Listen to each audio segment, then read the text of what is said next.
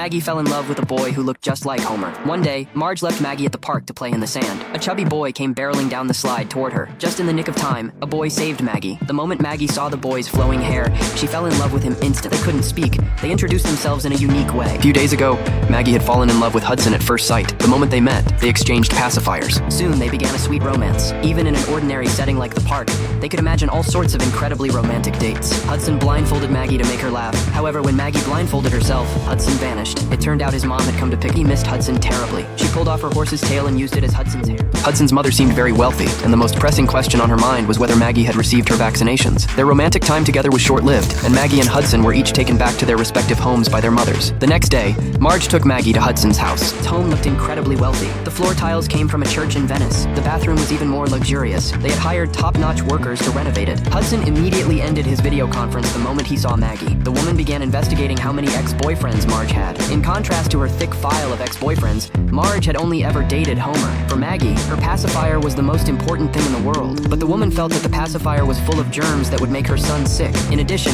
she thinks Maggie's hairstyle is too sharp, so she stuck marshmallows on it. Marge was furious when she saw this. To put an end to this unequal relationship, To put an end to this mismatched romance, Marge hid the invitation to Hudson's first birthday party. By the time Maggie found the invitation, she had already missed Hudson's birthday party.